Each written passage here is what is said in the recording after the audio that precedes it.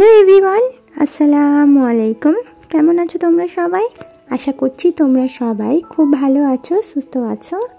আলহামদুলিল্লাহ, আমরাও বেশ ভালো আছি।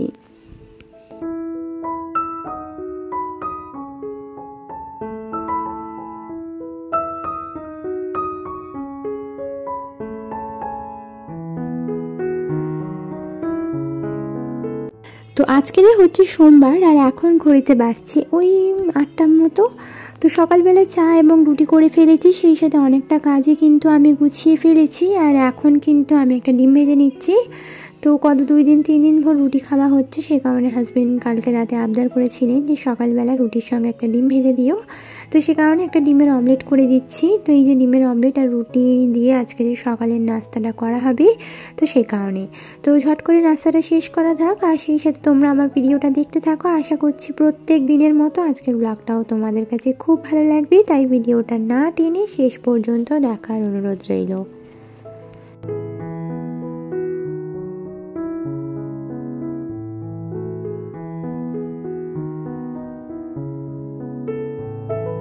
তো কালকের ব্লগ দিতে পারিনি, তার একটা বড় ধরনের কারণ রয়েছে। কারণ মেয়ের শরীরটা খুবই খারাপ ছিল। এই যে তোমার জ্বর, সর্দি, কাশি, যেটা এখন প্রত্যেক বাচ্চা বা বড়দের হচ্ছে ওয়েদার চেঞ্জের জন্য।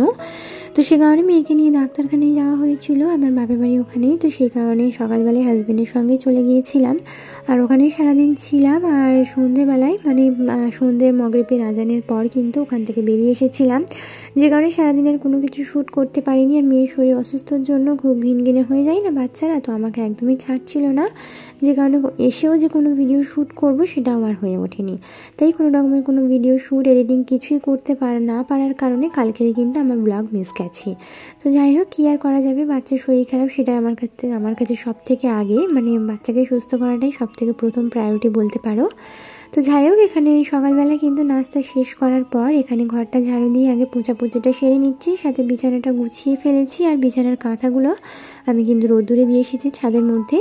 তো গরম গরম কাঁথা বা গরম গরম বিছানার মধ্যে শুতে কিন্তু এখন ঠান্ডাটা বেশ ভালোই পড়ে গেছে কয়েকদিন, তো বেশ ভালো লাগবে সেই কারণে। তো এই শীতের জন্য এখনও কিছু ঠান্ডা কাপড়ও বার করে ফেলেছি, সেগুলো ছাদের রোদ্দুরে দিয়ে এসেছি। আর পরশু দিনকে যেসব কাচাকুচি করেছিলাম, পর্দা, তারপরে জানালা, যা যা কাচাকুচি করেছি সেগুলো কিন্তু কিছুই লাগাতে পারিনি, কারণ মেয়ের শরীরটা খারাপ ছিল বলে আর লাগানোর সময় হয়নি। আর সেই সাথে কালকে যেহেতু সারাদিন বাড়িতে ছিলাম না, তাই লাগাতে পারিনি। তো যাই হোক, এখানে আজকের এই সমস্ত কাজকর্ম সেরে, খাওয়া দাওয়া সেরে, তারপরে কিন্তু ওগুলো ঠিকঠাক করে নেবো সন্ধেবেলা। তো সেটাও তোমরা এই ব্লগে দেখতে পাবে, তো দেখতে থাকো ভিডিওটা।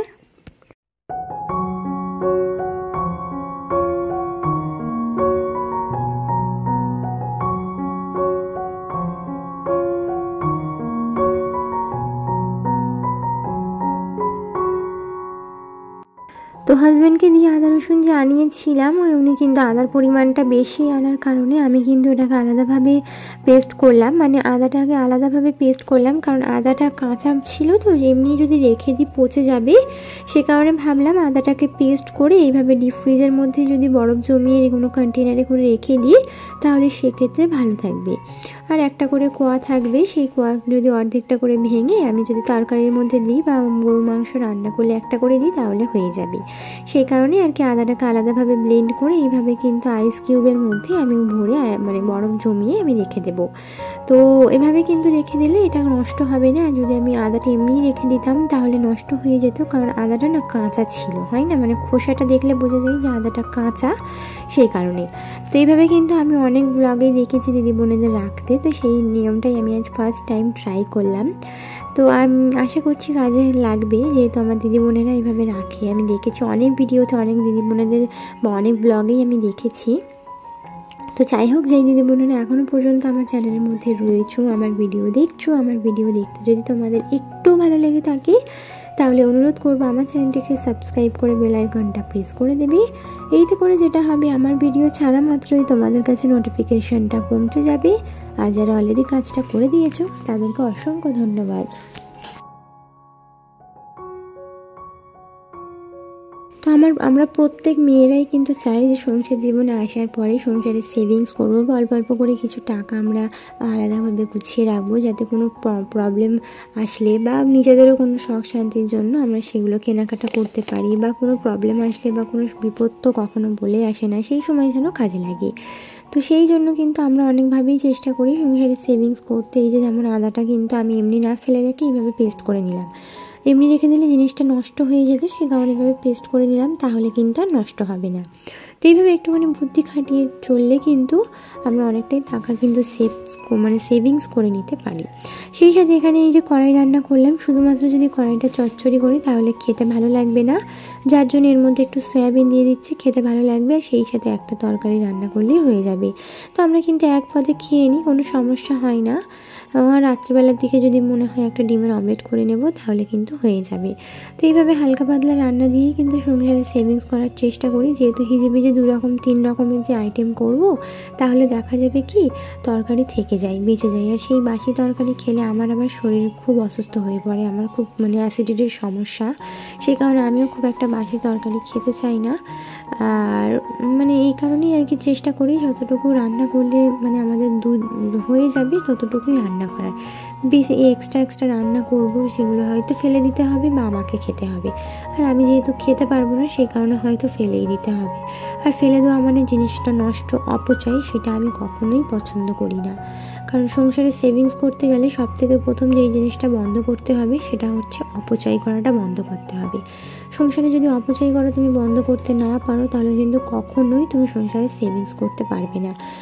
তুমি তো রান্না করছো প্রত্যেকটা দিন, তাহলে প্রত্যেক দিন থেকে তোমাকে কিছু না কিছু শিখতে হবে, এক্সপিরিয়েন্স নিতে হবে যে আমার কতটা পরিমাণে কোন জিনিসটা লাগছে, বা আমার প্রত্যেক দিন আমার যে রান্নাবান্নাটা করছি কতটা পরিমাণে রান্না করলে আমার দুবেলা হয়ে যাবে, কতটা জিনিস রান্না করলে দুবেলা হয়ে যাবে, কোন জিনিসটা রান্না করলে আমরা দুজনে ভালোভাবে খেয়ে নিতে পারবো, বা আমরা পরিবারের যে কজন সদস্য আছে সে কজনা কোন জিনিসটা রান্না করলে সবার হয়ে যাবে, সেই রকমভাবে যদি বুদ্ধি খাটিয়ে রান্না করতে পারো তাহলে জিনিস অপচয় হবে না, সংসারে নষ্টও হবে না, এতেও কিন্তু সেভিংস করা যায়।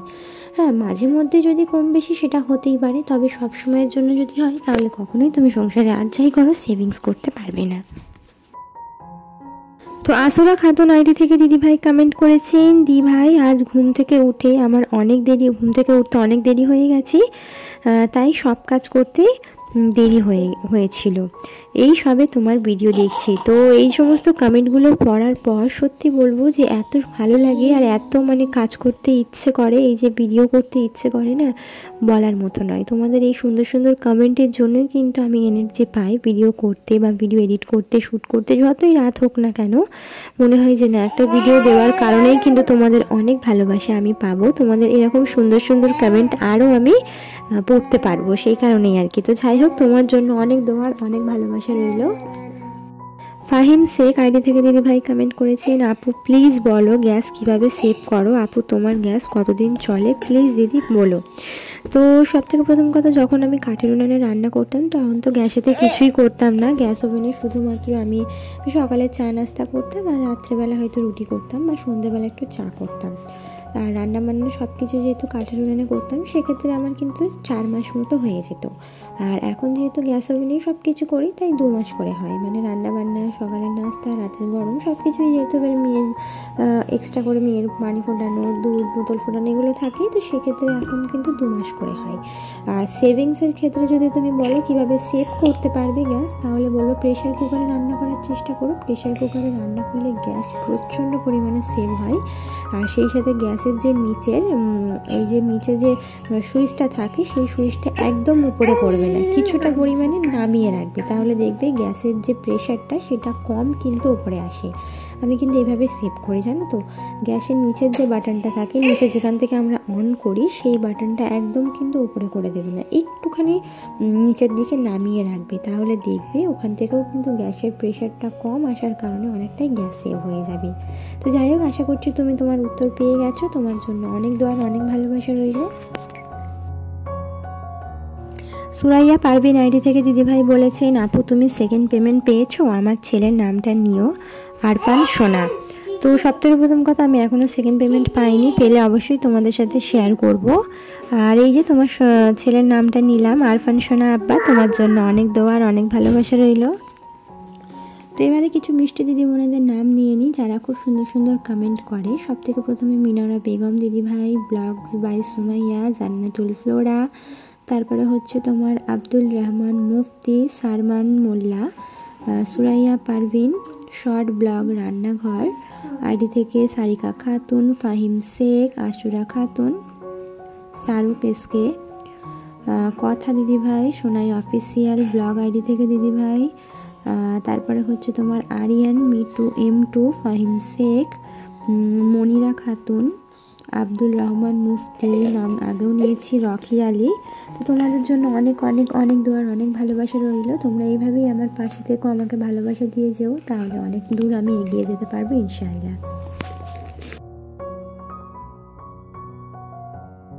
তোমাদের সাথে কথা বলতে বলতে দুপুরে রান্না বান্না শেষ করে খাওয়া দাওয়া করে বেশ অনেকক্ষণ ঘুমিয়েছিলাম। তো সন্ধ্যেবেলা চলে এসেছি এবারে বাড়তি কাজগুলো করে নিতে। তো আজকের সিম্পল কড়াই দিয়ে সয়াবিন রান্না করেছিলাম, তো সেটাই তোমাদের সাথে শেয়ার করার মতো কিছুই ছিল না খাওয়া দাওয়া, তাই আর শেয়ার করিনি। তো যাই হোক, দুপুরে খাওয়া দাওয়া শেষ করে ঘুমিয়ে উঠে এই যে সন্ধ্যেবেলা পর্দাগুলো লাগিয়ে নিলাম আর বালিশের কভারগুলো লাগালাম। আর অনেক জামা কাপড় দেখেছো তোমরা জমেছিল, যেগুলোকে গুছিয়ে নিলাম। তো সেই জামা কাপড়গুলো সমস্ত গোছাতে গোছাতে এই যে পর্দাগুলো লাগাতে লাগাতে অনেকটা সময় বেরিয়ে গেছিলো। তারপরে কিন্তু ভিডিও এডিটিং ভয়েস এগুলো করতে করতে রাত হয়ে গেছিলো। তো এইভাবেই কিন্তু আমার সারাটা দিন কাটে। তো যাই হোক, আজকের ভিডিওটা আশা করছি তোমাদের কাছে ভালো লেগেছে। ভালো লাগলে লাইক করতে ভুলবে না, তোমাদের একটা লাইকের মাধ্যমে এই ভিডিওটা আমার অনেক দিদি বোনেদের কাছে পৌঁছে যাবে।